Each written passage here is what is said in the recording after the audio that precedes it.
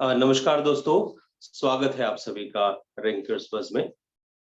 जैसा कि आप जानते हैं, वर्तमान में एक बहुत इम्पोर्टेंट समिट चल रही है और वो है G20 की समिट। जी हाँ, हम लोग ग्रुप ऑफ 20 कंट्रीज की हम बात कर रहे हैं और ग्रुप ऑफ 20 कंट्रीज में अगर हम बात करेंगे तो 19 कंट्रीज और एक ग्रुप ऑफ कंट्रीज जिसको हम कह रहे हैं यूरोपियन यूनियन EU की हम बात कर रहे हैं, जिसमें 27 अलग अलग देश शामिल हैं। तो 29 अलग अलग देश हम बात कर रहे हैं 19 अलग अलग देश और यूरोपियन यूनियन मिल करके G20 की फॉर्मेशन कर रहे हैं। वर्तमान में अगर आप देखिएगा तो वर्तमान की स्थिति के बारे में हम आगे आने वाले अपने लेक्चर में चर्चा करेंगे कि किस तरह से ये कहां पर ये वर्तमान में ये G20 की मीटिंग चल रही है और इसकी अध्यक्षता कौन कर रहे हैं। मगर उससे पहले हमें ये समझना बहुत जरूरी है कि G20 की फॉर्मेशन किस तरह से हुई है और इसका पर्पस क्या रहा है। तो हमें ये समझना चाहिए कि G20 की फॉर्मेशन 1999 में हो रही है, ये हमें समझना चाहिए। 1999 में G20 की फॉर्मेशन हो रही है। 1998 में कंट्रीज के जो विश्व के अलग अलग जो देश रहे हैं, उनके जो प्रमुख रहे हैं या वो हेड ऑफ द स्टेट रहे हैं, उन्होंने एक तरह की मीटिंग ऑर्गेनाइज करी और 1999 से देशों के जो अलग अलग राष्ट्रों के जो हेड थे या उनके फाइनेंस मिनिस्टर थे या विदेश मंत्री थे, वो इस तरह की मीटिंग की जो थी वो पूरा का पूरा जो कंटिन्यूएशन रहा वो करते चले गए। ऑफिशियली 2008 से अगर हम बात करें, अगर हम बात कर रहे हैं सन 2008 से, तो 2008 से यूरोपियन यूनियन और बाकी के देशों ने जो इस ग्रुप के सदस्य रहे हैं, उन्होंने एक कंसेंसस लिया, आपस में डिस्कशन किया और ये कहा कि भाई हम हर वर्ष इस समिट को या इस मीटिंग को बनाते या करते चले जाएंगे। तो वर्तमान जो मीटिंग चल रही है वो 17वीं चल रही है, 17वीं मीटिंग चल रही है जो ग्रुप ऑफ 20 नेशंस की जो G20 की मीटिंग चल रही है। अब हमें ये समझना चाहिए कि G20 नेशंस में जो कंट्रीज हैं वो किस तरह से इंपॉर्टेंट है, उनका इंपॉर्टेंस किस तरह से है, क्यों इतना इंपॉर्टेंट हो जाता है।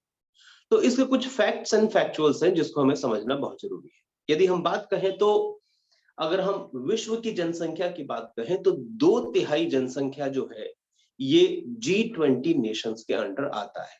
विश्व की 2/3 जनसंख्या, 2/3 पॉपुलेशन, बहुत बड़ा नंबर है, नंबर एक।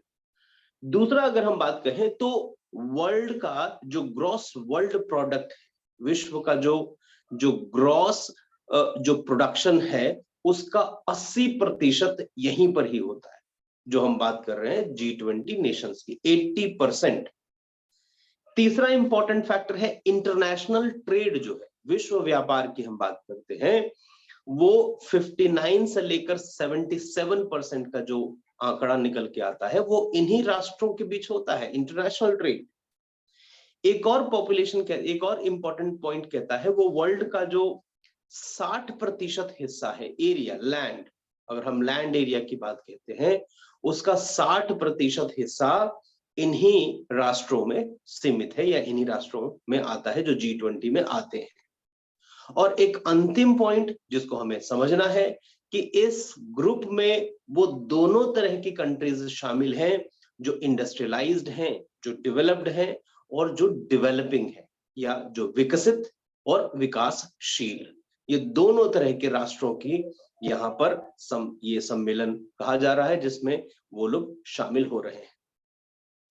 ये जो हम बात कर रहे हैं ये G20 के देशों की बात कर रहे हैं, जिसकी वजह से ये इंपॉर्टेंट हो जाता है, चाहे आप जनसंख्या के आधार पर कह लीजिए, इकोनॉमी के आधार, मतलब विश्व की जो लार्जेस्ट इकोनॉमी वाले कंट्रीज हैं उनकी बात हम जरूर कह रहे हैं। तो इस वजह से ये बहुत इंपॉर्टेंट हो जाता है।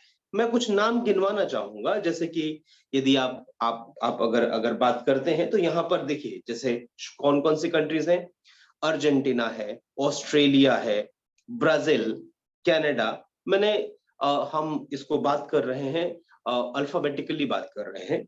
Argentina, Australia, Brazil, Canada, China, France, Germany, India, Indonesia, Italy, Japan, Mexico, Russia, Saudi Arabia, south Africa, south Korea, Turkey, United kingdom and United states of America. ये 19 के 19 राष्ट्र हैं यहाँ पर। और अंत में हम बात करते हैं यूरोपियन यूनियन, जिसमें 27 राष्ट्र ऑलरेडी हैं।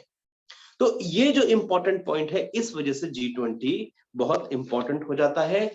इसलिए इसका जो मीटिंग है, कारण क्या है कि ये अलग अलग डिफरेंट पॉइंट्स पर काम कर रहा है। और शुरुआती दौर में अगर आप बात करेंगे तो इसमें जो मुख्य मुद्दा अगर बना है, वो मुख्य मुद्दा जो इंपॉर्टेंट जो फैक्टर रहा है, वो किस पे, 3-4 पॉइंट अगर आप समझिएगा तो वो क्या है। Number 1, international financial stability.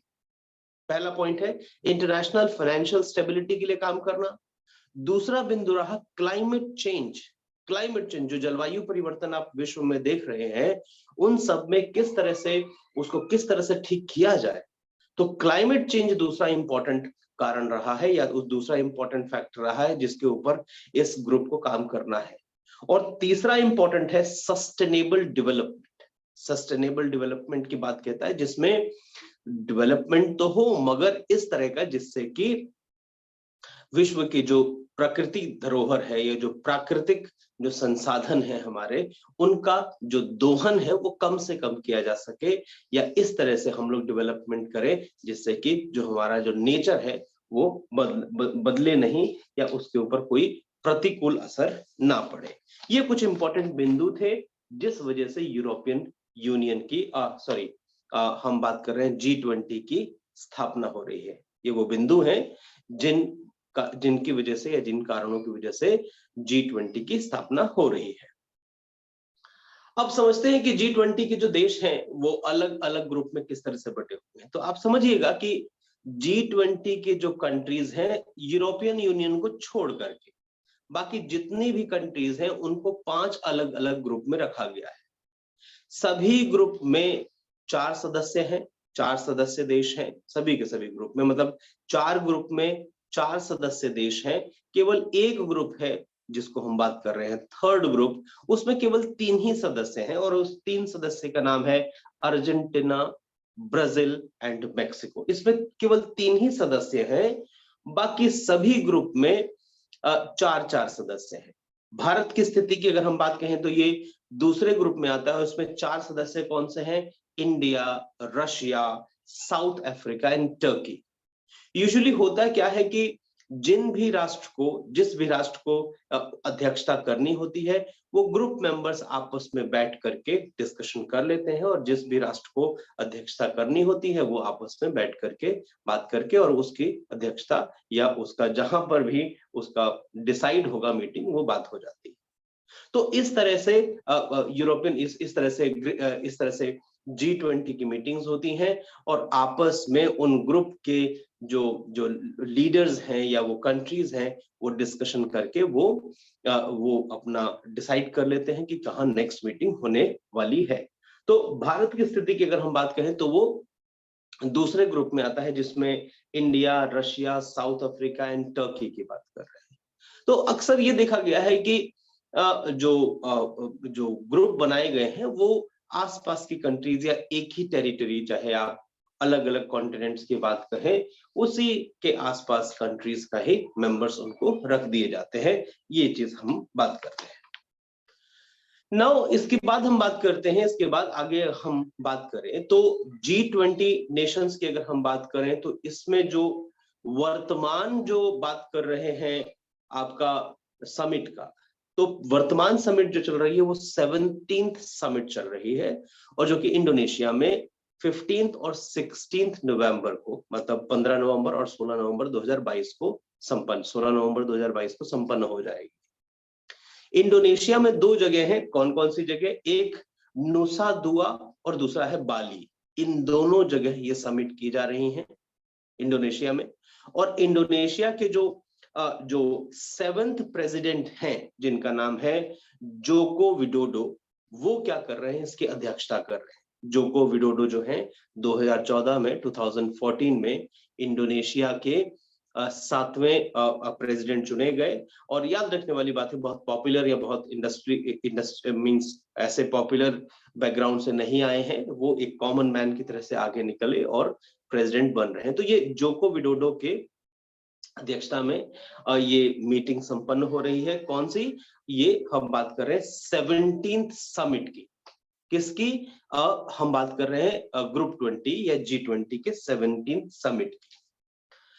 सबसे इंपॉर्टेंट पॉइंट हमें ये समझना है, इसके पहले एक बैकग्राउंड में हमें चीज समझ लेनी चाहिए कि ये 17th समिट चल रही है जो कि इंडोनेशिया में, मगर पहली समिट जो हुई थी, पहला जो मीटिंग हुआ था ऑफिशियली अगर हम बात करें, वो 2008 की बात करते हैं, 2008 में 14th-15th नवंबर 2008 वॉशिंगटन डीसी, यूएसए के वॉशिंगटन डीसी में हुआ था। और उस समय उसकी अध्यक्षता कर रहे थे जॉर्ज डब्ल्यू बुश। तो जॉर्ज डब्ल्यू बुश की अध्यक्षता में 2008 में पहली मीटिंग या पहला समिट संपन्न हुआ वॉशिंगटन डीसी में। तो ये इंपॉर्टेंट एक फैक्टर है जिसको हमें समझना चाहिए कि पहली मीटिंग यूएसए में हो रही है, उसके बाद से धीरे धीरे आगे निकल के चीजें आ रही हैं। वेन्यू नेशनल बिल्डिंग म्यूजियम की हम बात करते हैं, जहां पर ये हुआ, ये प्रोग्राम हुआ, ये समिट हुआ। ये 17th समिट की बात हुई और फर्स्ट समिट की बात हुई। अब आते हैं जी बात कि भारत की स्थिति क्या है या भारत कब इस समिट को होस्ट करने जा रहा है। तो भारत की स्थिति की अगर हम बात कहें तो भारत अगर हम भारत के पक्ष की बात करें तो 2023 का जो समिट होगा, 18th समिट होगा, किसका? वो है आपका G20 का। तो G20 का जो 18th समिट होगा वो भारत में संपन्न कराया जाएगा और जिसकी अध्यक्षता जो हमारे प्रधानमंत्री जी हैं नरेंद्र मोदी जी, वो क्या करेंगे? इसकी अध्यक्षता करेंगे।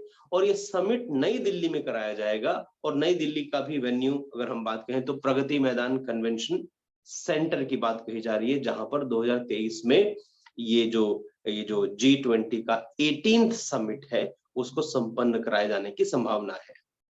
टाइम भी डिसाइड कर दिया गया है, डेट भी डिसाइड कर दिया गया है, 9 और 10 सितंबर 2023 की बात कहता है, जो कि अगले साल 2023 9 और 10 सितंबर की बात कहता है।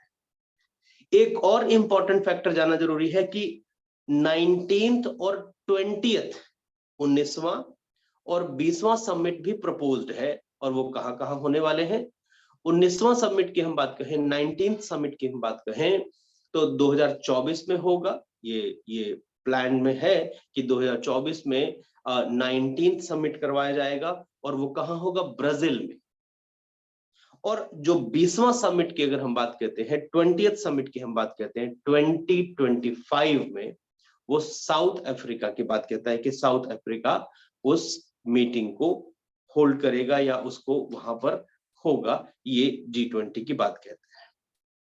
अंत में अगर हम पॉइंट आज के वर्तमान के परिप्रेक्ष्य में हम बात करें तो आज प्रधानमंत्री मोदी जी इंडोनेशिया में जो मीटिंग चल रही थी वहां पर तमाम मुद्दों पर उन्होंने अपने विचार व्यक्त किए और मुख्य रूप से बात कही गई कि किस तरह से जो फूड चेन है, विश्व का फूड चेन है, वो डिस्टर्ब ना हो, उसके लिए काम किया जाए। ग्लोबल वार्मिंग को किस तरह से कंट्रोल किया जाए और जो देश है, मुख्य रूप से अगर हम बात कहें विकसित देशों की हम बात कहें, तो उनको भी आगे बढ़ चढ़कर इस इशू को हैंडल करने की जरूरत है। और विश्व में किस तरह से हम लोग क्लाइमेट चेंज से लेकर आज फूड प्रोडक्शन से लेकर फूड चेन से लेकर, साथ के साथ ये भी बहुत इंपॉर्टेंट है कि हमारे यहाँ मतलब विश्व में अगर आप देखिएगा तो आप ये देखेंगे तो अगर फर्टिलाइजर की बात कहते हैं तो उसका कंजम्पशन तो हो रहा है, कहीं ना कहीं उसका प्रोडक्शन डिस्टर्ब हुआ है। तो उसको भी लाइन पर लाने की बात कही गई है, उसको भी सुचारू रूप से ठीक करने की बात कही है, जिससे कि इस फर्टिलाइजर की कमी ना हो और इसकी वजह से फूड क्राइसिस ना हो या खाद्य संकट ना उत्पन्न हो। तो ये सब चीजों की बात हुई है, जहां पर अगर हम इंडोनेशिया की हम बात कहें तो वहां पर केवल एक राष्ट्र के अध्यक्ष शामिल नहीं हुए। हम बात कर रहे हैं रशिया के, ठीक है। तो रशिया के जो राष्ट्राध्यक्ष हैं वो पुतिन साहब, वो वहां पर नहीं शामिल हुए।